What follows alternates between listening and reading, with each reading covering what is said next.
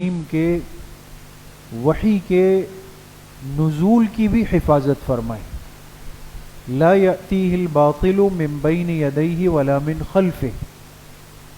باطل نہ قرآن کریم پر اپنا اثر اگلے حصے سے ڈال سکتا ہے نہ پچھلے حصے سے. اشارہ تھا اس بات کی طرف کہ کوئی چیز بھی اللہ کی طرف سے آنے والی وحی پہ اثر انداز نہیں ہو سکتی. محفوظ ہے قرآن کریم بھی، قرآن کی وحی بھی، اور وہ دل بھی، وہ قلب مبارک بھی جس پر اللہ پاک کا کلام اترا ہے، اس پہ کوئی اثر نہیں ہوگا. آج کی جو آیات ہے اس میں اللہ پاک نے ایک تو تسلی دی جناب نبی کریم صلی اللہ علیہ وسلم کو، اور اس کے ساتھ ساتھ مشرکین منکرین کی طرف سے ہونے والے ایک اعتراض کا جواب بھی دیا. ان آیات کا ترجمہ ہے ما یقال لک الا ما قد قیل للرسل من قبلک. آپ سے جو کچھ کہا جاتا ہے یہ وہی بات ہے جو آپ سے پچھلے رسولوں سے کہی گئی. ان پر بھی یہ اعتراضات تھے، ان سے متعلق بھی یہ باتیں تھیں، ان پر بھی یہ شبہات اور اعتراضات کیے گئے. لیکن جس طرح ان کے دشمن ان کو نقصان نہیں پہنچا سکے، آپ کے دشمن آپ کو اور آپ کے مقصد کو نقصان نہیں پہنچا سکیں گے. آپ تسلی رکھیں، حوصلہ رکھیں. ان ربک لذو مغفرۃ، بے شک آپ کا رب مغفرت کرنے والا ہے توبہ کرنے والوں کے لیے. وذو عقاب علیم، اور آپ کا رب سخت سزا دینے والا ہے دشمنی کرنے والوں کے. دیکھیے اللہ پاک کی دو اوصاف ایک ساتھ ذکر ہوئے. کتنی اوصاف؟ دو. ایک فرمائی لذو مغفرہ، اللہ مغفرت کرنے والے ہیں. دوسرا وصف ذکر ہوا ذو عقاب علیم، اللہ سخت سزا دینے والے ہیں. چونکہ دونوں باتوں میں فرق ہے نا زمین آسمان کا. ایک کا تعلق بخشش سے ہے، ایک کا تعلق سزا سے ہے. لیکن بخشش کس کی ہوگی؟ فرمایا تائبین کی، توبہ کرنے والوں کی. اور پکڑ کن کی ہوگی؟ معاندین کی، جو قرآن کریم سے دشمنی کرتے ہیں، قرآن سے ضد رکھتے ہیں. بات سمجھ میں آ گئی؟ وَلَوْ جَعَلْنَاهُ قُرْآنًا أَعْجَمِيًّا، یہ ہے ایک شبہ اور اعتراض کا جواب. اگر ہم اس قرآن کریم کو بنا دیتے عجمی زبان میں اور کہتے کہ بھئی تعجب کی بات ہے، کتاب غیر عربی میں اور رسول عربی زبان کا ہے. قل، اے میرے حبیب صلی اللہ علیہ وسلم آپ کہہ دیجئے، هو للذین آمنوا ھدی وشفاء، یہ قرآن کریم اہل ایمان کے لیے ہدایت بھی ہے. ان کے اندر ایمان نہیں، یوں سمجھیے کہ ان کے کانوں میں ڈانٹ ہے، ہدایت کی بات اندر نہیں جا رہی. وَهُوَ عَلَيْهِمْ عَمًى، اور یہ قرآن کریم ان لوگوں کے حق میں نابینا کرنے کا سبب ہے. اولئک ینادون من مکان بعید، گویا ایسا ہے کہ انہیں پکارا جا رہا ہو بہت دور کی جگہ سے. پہلی بات تو دوستو اللہ پاک تسلی دے رہے، تسلی خاتم الانبیاء. آپ علیہ الصلوۃ والسلام کو تسلی دی، اور تسلی اس بات پر دی کہ آپ ان لوگوں کی باتوں کی پرواہ مت کریں. دیکھیں انسان کامل درجے کا ہو، صفات سے بھرا ہوا ہو، لیکن بشریت کے تقاضے اس کے ساتھ بھی لگے ہوئے. آپ نے دیکھا ہوگا ہمارے معاشرے میں بہت سارے لوگ ایسے ہوتے ہیں جو بڑے مضبوط ہوتے ہیں، ان کے اعصاب بڑے قوی ہوتے ہیں. بڑے سے بڑا حادثہ ہوگا، معاملات ہوں گے، اپنے آپ کو روک کے چلیں گے. لیکن زندگی میں کوئی نہ کوئی وقت ایسا آ جاتا ہے کہ آپ دیکھیں گے ان کے آنکھوں میں بھی آنسو ہوں. وہ کہتے ہیں بھئی میں بھی ٹوٹ گیا، ہمت ٹوٹ گئی. تو انسان کے ساتھ بشری تقاضے جڑے ہوئے ہیں. اس کائنات میں سب سے زیادہ برداشت کی طاقت اللہ اپنے انبیاء کو دیتے ہیں، جبھی تو وہ پوری پوری امتوں کو سنبھالتے ہیں. پھر انبیاء کے اندر سب سے زیادہ حوصلے کی طاقت کن کے حصے میں آئی؟ جناب رسول اللہ صلی اللہ علیہ وسلم. آپ نے فرمایا مجھے سب سے زیادہ ستایا گیا، آپ کا حوصلہ سب سے بڑا ہے، لیکن بعض دفعہ آپ پر بھی مشرکین، منکرین، منافقین کی باتوں سے دل پر ایک بوجھ آ جاتا تھا، تکلیف سی ہوتی تھی. اور ایسے موقع پہ ضرورت ہوتی ہے تسلی کی. اور یاد رکھیں کہ ہمیشہ تسلی بڑا چھوٹے کو دیتا ہے. تو پیغمبر سے بڑی ذات تو صرف ایک ہے، وہ کس کی ہے؟ اللہ کی. اللہ نے تسلی دی، اپنے محبوب کو تسلی دی اور فرمایا آپ ان لوگوں کی باتوں کی پرواہ مت کریں، یہ کوئی نیا سلسلہ نہیں، آپ سے پہلے جو انبیاء اور رسل آئے ان کو بھی اسی طریقے سے ستایا گیا، آپ بھی پرواہ مت کریں. ایک بات. دوسری بات، جو اعتراض تھا، ایک اشکال اور شبہ کیا جاتا تھا، وہ کفار قریش مکہ کی طرف سے کیا تھا؟ کہتے تھے کہ یہ شخص نبوت کا دعویٰ کرتا ہے اور کہتا ہے مجھ پہ وحی اترتی ہے، اور وحی عربی زبان میں اتر رہی، تو عربی تو ہم بھی بول رہے ہیں، یہ بھی بول رہے ہیں، یہ کون سی کمال کی بات ہو؟ تو بھئی کمال کیا تھا؟ کہتے بھئی کمال تو یہ ہوتا کہ قرآن کریم اور قرآن کی وحی عجمی زبان میں آتی. عرب کی ضد اور اپوزٹ دوستوں عجم ہے. عربی زبان جو عرب بولتے ہیں اس کے مقابلے میں دنیا میں جتنی بھی زبانیں ہوں، سینکڑوں ہو یا ہزاروں ہو، وہ سب کے سب عجمی زبان کہلائے گی. عجمی کوئی خاص زبان نہیں ہے دوستوں، لہذا ہماری اردو زبان کو بھی عرب عجمی کہتے ہیں، اور فارسی زبان کو بھی وہ عجمی کہتے ہیں، انگلش زبان کو بھی وہ عجمی کہتے ہیں، اس لیے کہ عرب کے مقابلے میں. تو کہتے تھے بھئی کوئی عجمی زبان ہوتی، نئی زبان ہوتی، تو ہم کہہ سکتے تھے کہ واقعی کچھ نیا ہوا ہے.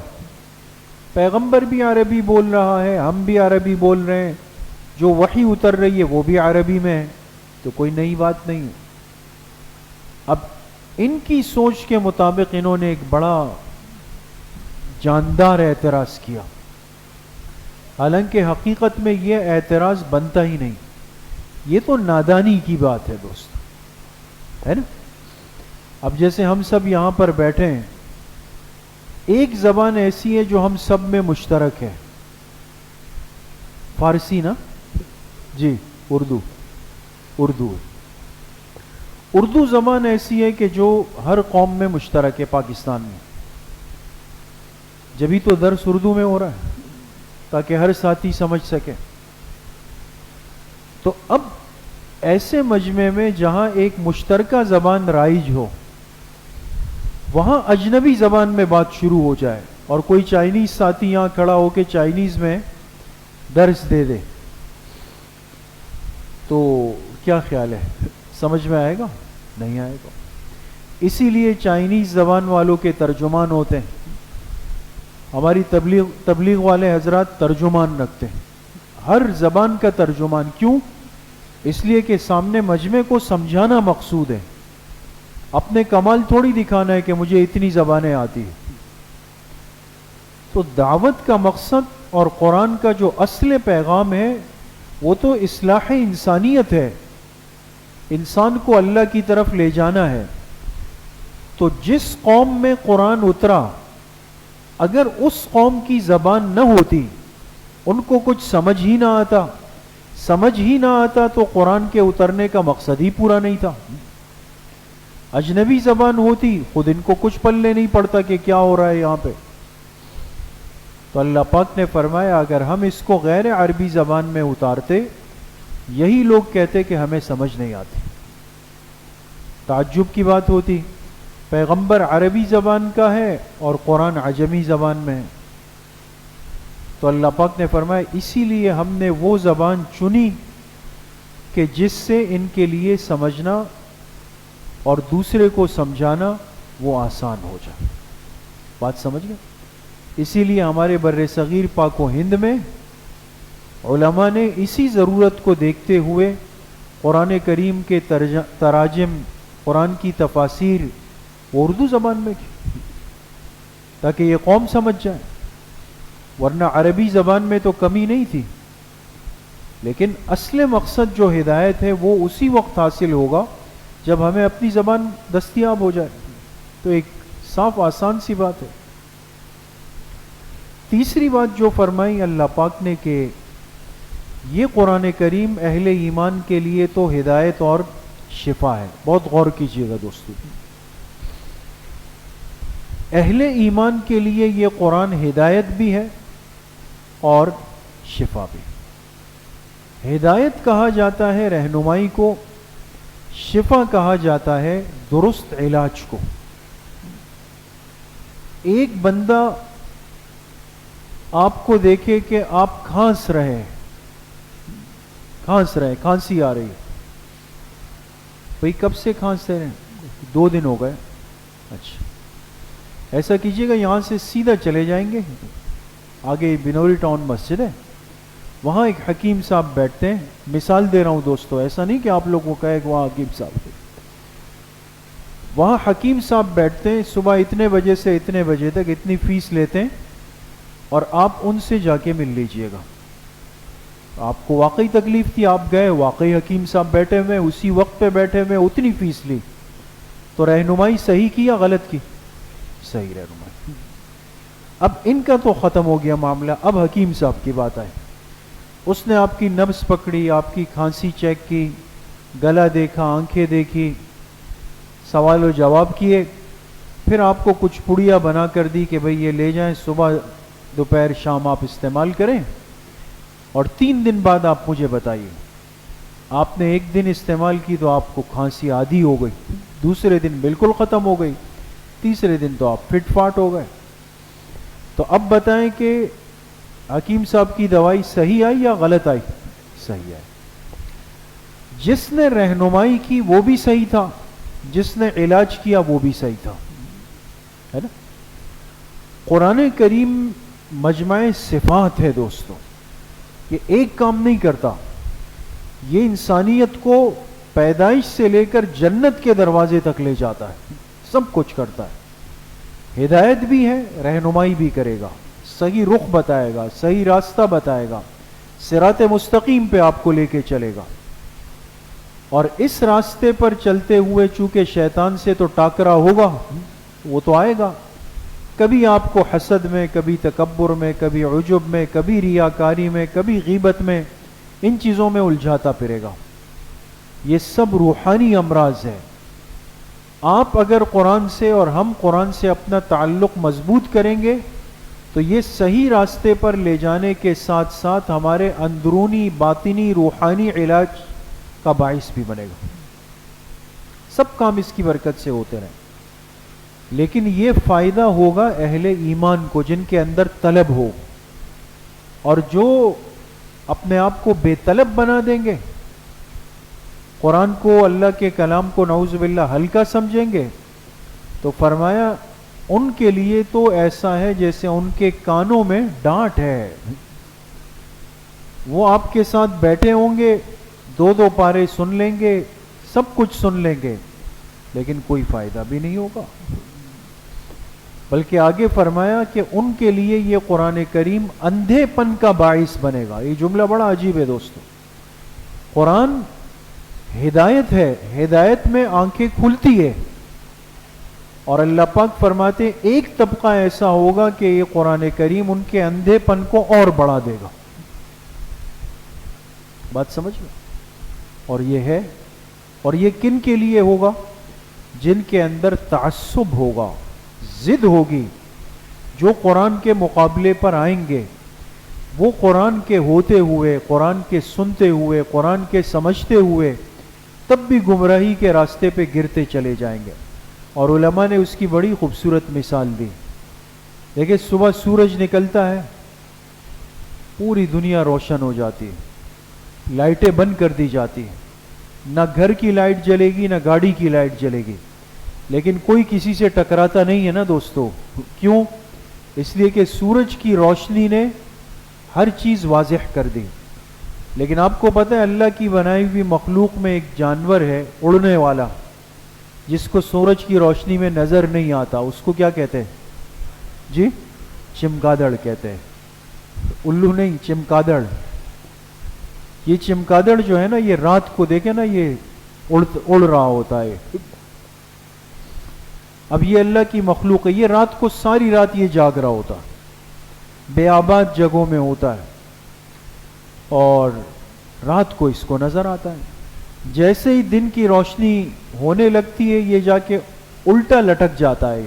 اس کے سونے کی جو کیفیت ہے نا، یہ بھی نارمل نہیں ہے دوستو. یہ درخت کی ٹہنی سے الٹا لٹک جاتا ہے پیر کی طاقت پر، اور یہ پھر سو رہا ہوتا ہے، آنکھیں نہیں کھول سکتا جی. یہ ان جانوروں میں سے ہے کہ جو انڈے نہیں دیتے، بچے دیتا ہے. اب فرق ہے نا کچھ چیزوں کے اندر. اب سورج کی روشنی ساری دنیا کو روشن کر رہی ہے، سب اس سے فائدہ اٹھا رہے ہیں.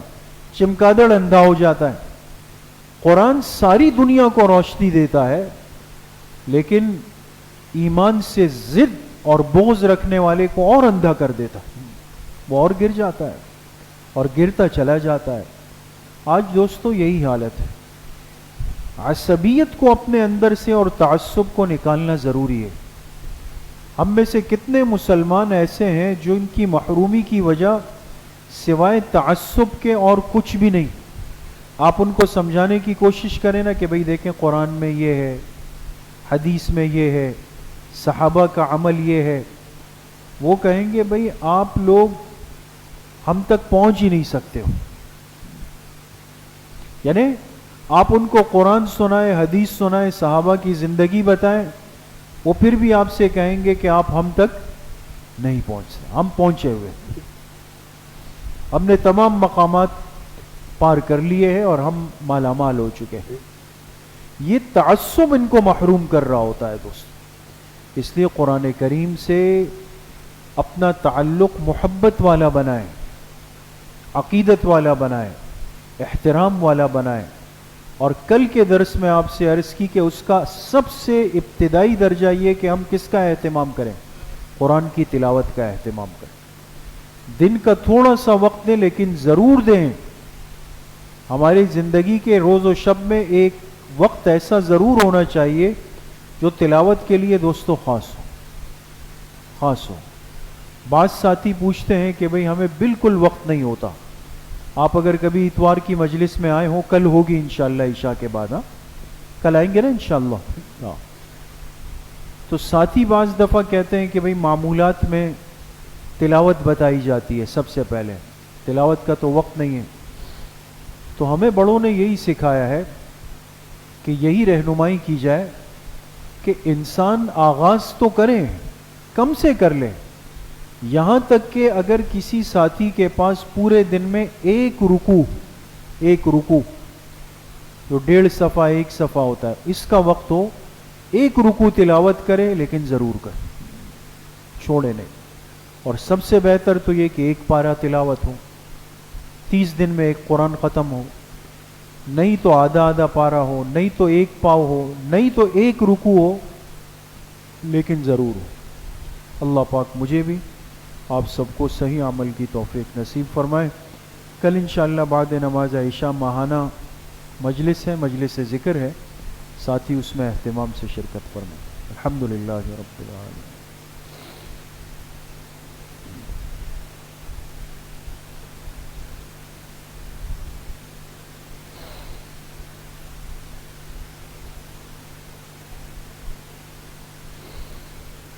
وصلی اللہ وسلم علی نبینا محمد وآلہ وصحبہ اجمعین برحمتہ.